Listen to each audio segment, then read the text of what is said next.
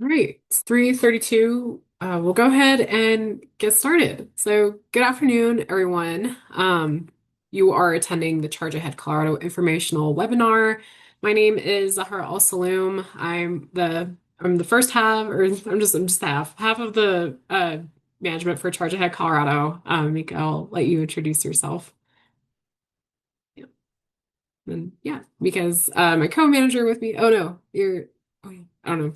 Sorry, I was on mute. Hi, everybody. My name is Mika Burdette. I co-manage this program with Sarah, and we'll be going back and forth throughout this webinar, kind of ping-ponging for slides.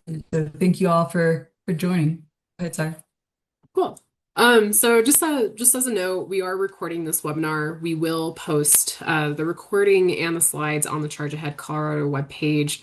Um, and we will be taking Q&A for this webinar and towards the end. And I'll go ahead and just provide an overview of the agenda today. So Mika will provide an overview of the Charge Ahead Colorado Grant Program.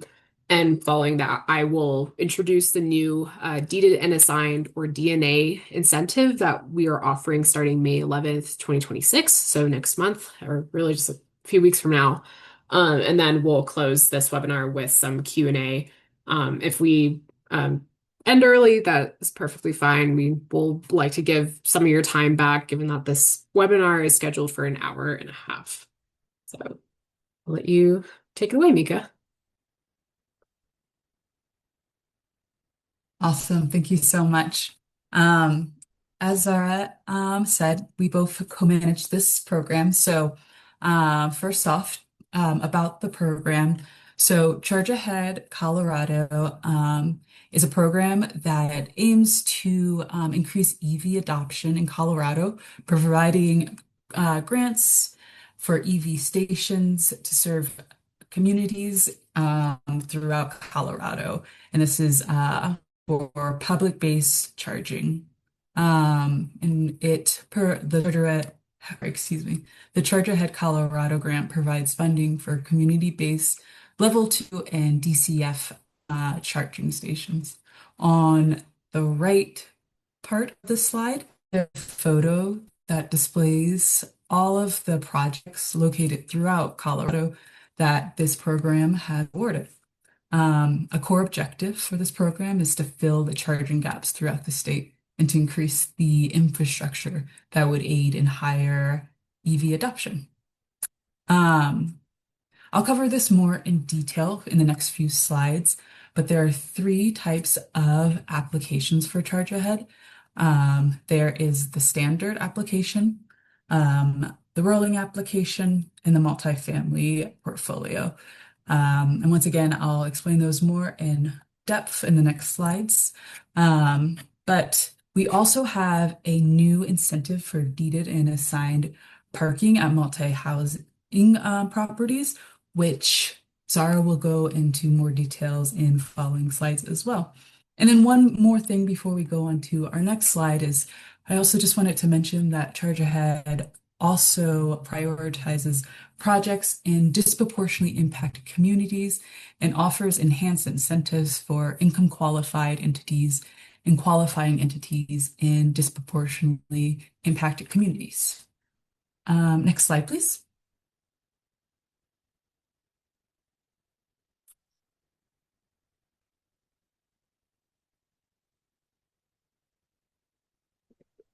Is it So, displaying? Oh, sorry. yep, it's just fine. Thank you so much. So, to start us off, we'll go over the standard application. So, in the standard application, it houses both the multifamily portfolio lane as well as the new deeded and assigned parking incentive. Once again, we'll learn a little bit more about that, but just want to note that. Also, for the standard application, it is open 3 times per year. So January, May, and September for 4 weeks. All applications will be reviewed by an evaluation committee. And that committee is made up of folks throughout other state organizations. And it's a competitive process, which means that nobody or no application or entity is guaranteed funding. And all applications are scored using a evaluation criteria, which is in the application guide. And it'll take about 60 days to review the applications from the close of the application date. And this is open for those who are applying for 6 or more L2 ports and or DCF charging ports. And then also those the DNA or the deeded and assigned outlets would also be housed under this as well. Okay, next slide, please. So the next one is the multi-housing portfolio, which once again is housed under the standard application. So multifamily housing was determined as a program gap, and the portfolio application was created to bridge that gap. A significant portion of Colorado residents reside in multifamily properties, and this is a great way to be able to address that gap. Um, so the multifamily housing portfolio lane encourages the large scale of L2 deployment at multifamily properties, and that was also across multiple properties. And it provides the opportunity to apply for multiple properties through a single application, with a minimum of 3 properties to apply. And it's the same amount of review time as noted in the previous slide, 60 days to review from close of the application date. And since its launch, we've seen a great deal of interest, and we continue to work towards working with multifamily properties to keep working through this and addressing that gap. Okay, next slide, please.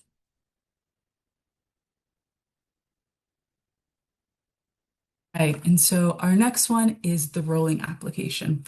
The rolling application is available year-round on an ongoing basis. And this is for projects that are requesting up to a maximum of 6 L2 charging ports or fewer.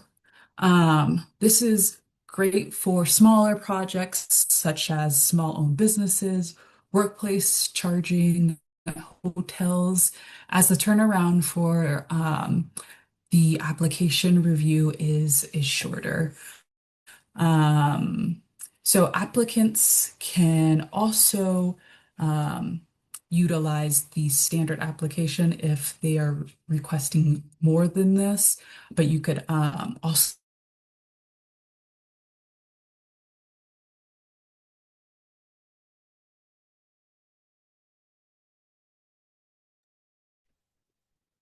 Looks like Mika's connection dropped a little bit. I'll fill in a couple. Oh, never mind. Okay, you're back. Oh, I'm sorry. I didn't No, it's okay. realize. Um, I'm not sure where it dropped, so I'll just go over it again really quickly. The rolling application is available year-round on an ongoing basis for properties that are requesting a maximum of 6 L2 charging ports or fewer. DCFC chargers are not funded through the rolling application, and it's great for smaller projects such as small-owned businesses, workplace charging, hotels, because there's a quicker turnaround for the application award status because it's a rolling application. All right, next slide, please. And so this is the previous updates for the previous rounds. I'm just going to overview these quickly. The first one is House Bill 241161. which was put into place January 1st, 2026. And it now instates that um, projects are required to incorporate the U.S. Access Board's accessible design standards, whether or not a project receives grant funding. Um, and so this is for all stations that are installed or replaced in Colorado on or after January 1st, 2026. The next update from the previous round is there's now an updated scoring solely for local government applications. And this is in compliance with the executive orders of 2025-005 and D 2005-011. And it's saying that local governments must be compliant with the aforementioned executive orders, and this will receive 5 bonus points during the evaluation. And that is visible on the application guide.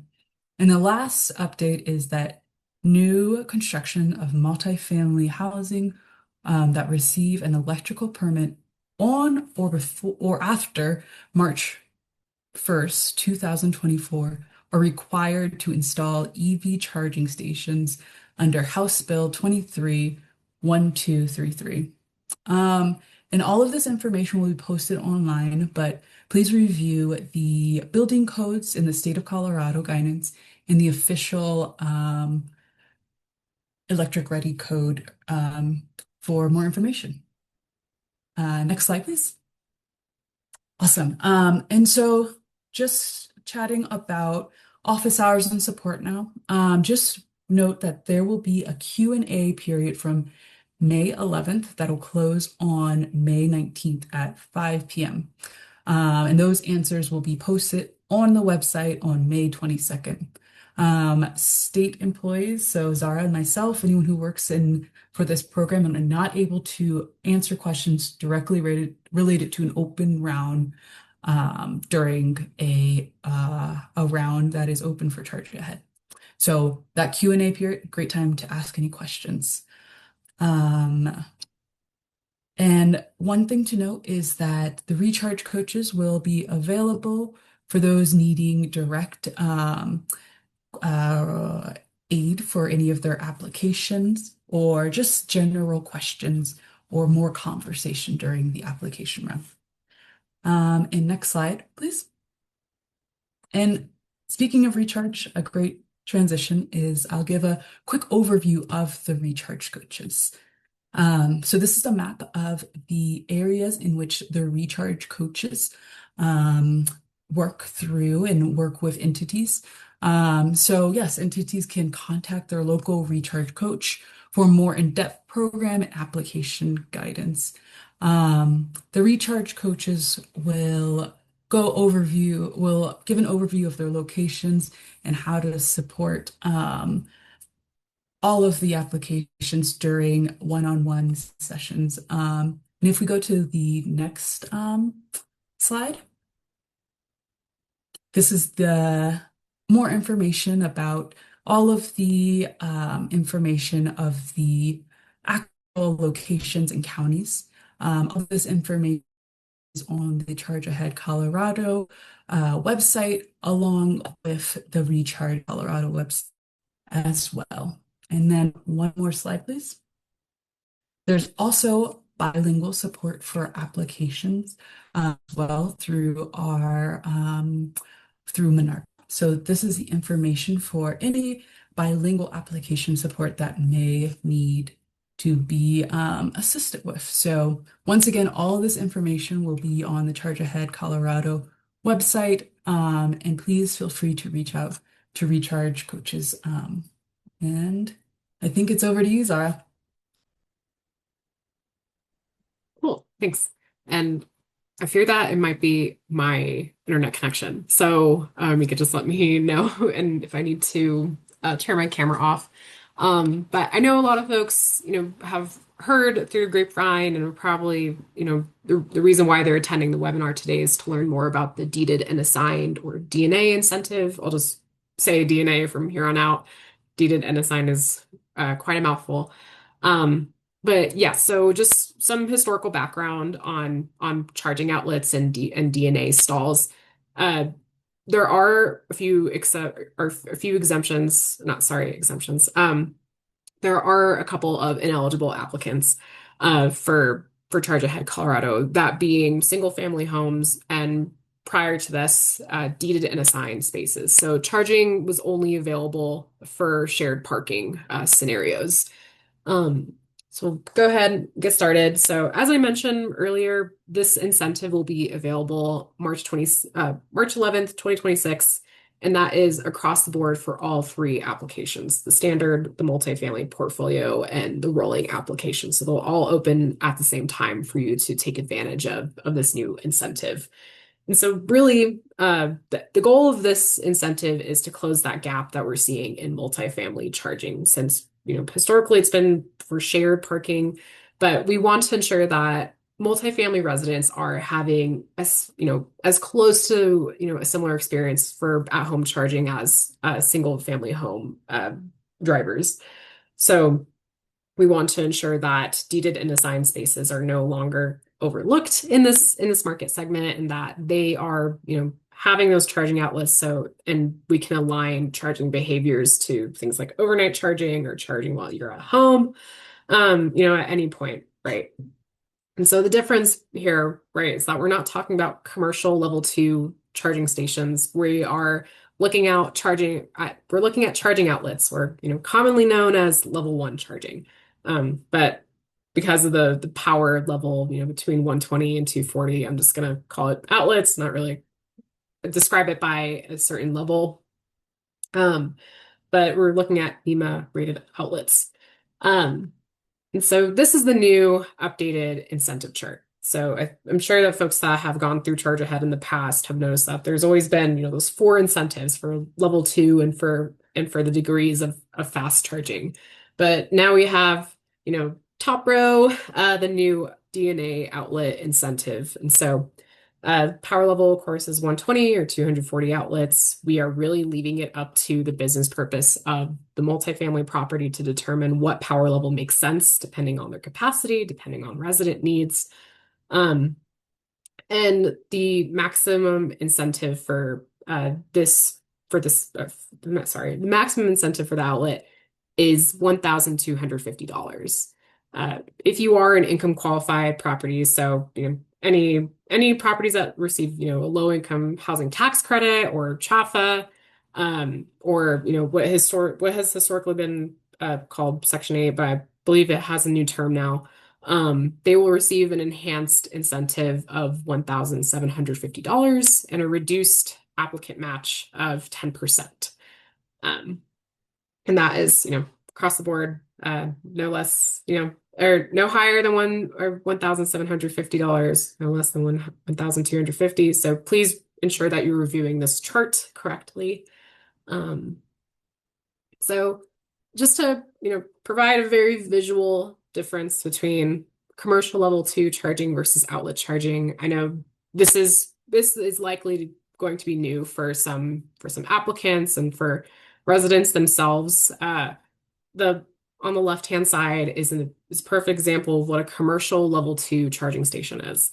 So we're talking about, ideally or usually 6 kilowatts or higher. It is installed in the ground or wall mounted, and it has its own cables, um, and an interface that you interact with to pay most of the time.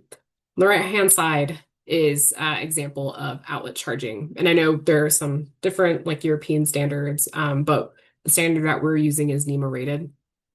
So where it's just a standard wall outlet, one side of the cable has the NEMA rated plug, and then on the other end is the charging port that you would place into the vehicle. So this is an example of charging through 120 volts.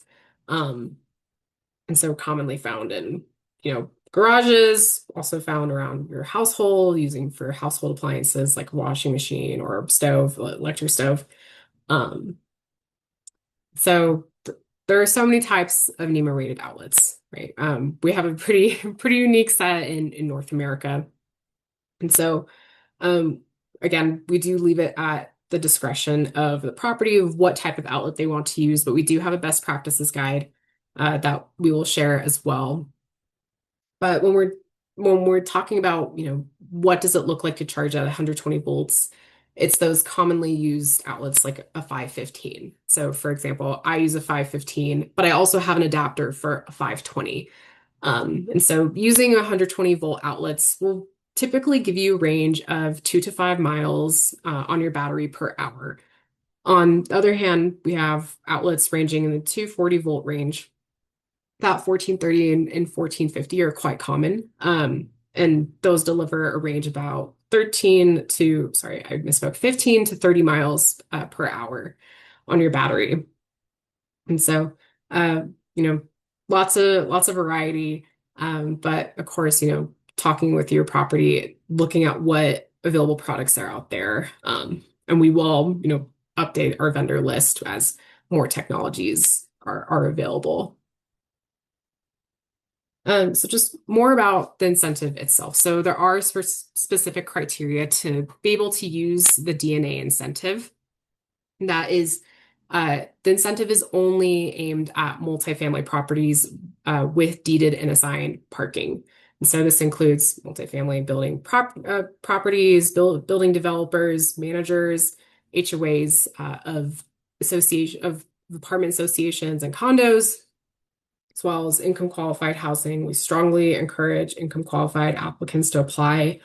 Um, as well as local housing authorities. And then we do allow third-party vendors that are working with multifamily properties to apply on behalf of them and be the grant recipient in this case.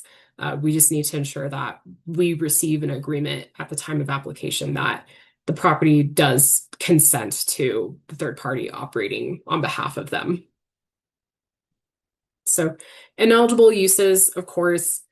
So, shared parking is not eligible to utilize outlets or this incentive. And so, we strongly, strongly encourage that anyone with shared parking at their property utilize the commercial level two incentive. And this is more so to just align with dwell time and charging behaviors, given that commercial level two charging is really great for use cases of charging for 2 to 3 hours at a time. And so ensuring that there's some turnover of residents and vehicles. Single family homes are ineligible. We recommend that folks that are in a single family home, look at what available utility incentives there are, like through such as Excel or Black Hills. I believe Holy Cross also has some incentives. Or they can go through EV Home Charge, which is a program that Mika manages, and that's for home panel upgrades. And we can provide, link to that resource as well. And then lastly, individuals or groups of multifamily residents are ineligible. And what we mean by that is you, chatting with other residents that want to, participate in the program yourselves. That is an ineligible use. The property itself has to apply. So requirements are similar across the board with Charge Ahead, with these few exceptions for utilizing the incentive. And that first one is that in order to be considered a multifamily property in the state of Colorado, you must meet the state definition of having 5 housing units or more in a single structure. I know there are some unique cases where maybe a property has, say, 3 buildings on the property, but each has, say, like 4 units to a building. That would satisfy that agreement of 5 units or more. So it may not be as common, but we do want to acknowledge that there are some circumstances. Um, Mika, how am I doing on internet? Clarity, good? I Yeah. was going to unmute. You broke up for just a second, but you're back. Okay. Okay, perfect. Yeah, just let me know. Um, Great. And then second requirement is that in order to utilize Hey, the actually, you may want to turn off your video okay. because it's starting to break up again. Okay. How's that? We're okay. I'm gonna keep talking. Okay. Yeah, so second requirement in this case is, oh no. Okay. I see you shaking your head. Let me know if I'm good. Okay, sweet, wonderful. Sorry, everyone. It is a very windy day in Colorado. Um, second requirement is to, in order to use this incentive, outlets need to be installed at a minimum of 20% of the deeded or assigned parking stalls, but no less than eight outlets. And so what we mean by that is, through this example, if a property has 30 DNA parking stalls, then 20% of that is six stalls. So that's below the threshold that we want. So instead of meeting that minimum percentage, the incentive would require a minimum of eight of those 30 to be installed. We're happy to go over that. It's a little funky math, but happy to chat. Um, and then uniquely, networking is optional in this case. And so historically in Charge Ahead, we have always required that uh, networking for 5 years be part of the project implementation and purchasing so that we could collect data. Uh, in this case, because of, the quite low cost of charging or for outlet installations, we decided that networking is not really necessary unless a property actually would like to invest in it and track their own utilization and, for the purposes of billing, for example. Um, that being said, we will require a one-time survey within 12 months of completion for the charging outlet projects, just to ensure that um, they are being used, that there is, that there is operability. But in the case, in the chance of multifamily properties installing smart or networked outlets that do happen to collect data, we will ask for data session reports to be sent to the Colorado Energy Office on a quarterly basis for just for the first year. So, eligible costs are, again, quite similar to what Charge Ahead has historically required or has made eligible. But we do want to include eligible costs that are unique to the outlet incentive, and that is, of course, the NEMA rated outlets themselves, but also smart panels or smart meters. We do want to, provide, some flexibility that, again, if some properties do want to bill for usage to tenants, or they do want to track utilization, or just want to ensure that the stations, are operating and live, that they can do that through methods like using a smart panel or a smart meter. And then again, networking is also an optional cost as well. So, but in terms of ineligible costs, that would include resident-owned EVSE. So anyone, installing their own outlet themselves at their assigned spot, that's not eligible. And portable charging cords, are not eligible as well, since, the goal of this program is just for, charging and, strictly, right? So no accessories in that case. And so Mika mentioned that, of course, we have the three different application lanes, multifamily housing portfolio, standard, and rolling. So what does this look like with the new outlet incentive? So you can use the incentive in any of the applications, uh, but it's also just a matter of, of how you want to utilize it. So we do understand that there are some properties that want to also electrify their level two or their shared parking lots with level two. So the question would be then, can I stack commercial level two ports with outlets? And the answer is yes, but um, yes, you can use it with the multifamily portfolio lane and the standard lane, but you can't do it through the rolling. Um, and so in the case of the rolling application, applicants need to choose either between level two or outlets in their single application. Reason being because of the anticipated maximum grant award. That's something more for us program managers to worry about. not some more, not so much for applicants, but if you do want to apply for both level two and outlets, then we would direct you towards that standard or multifamily housing portfolio application. And oh, okay, all right. We're at time for Q&A, and I saw some questions being dropped. It's into the Q&A. All right.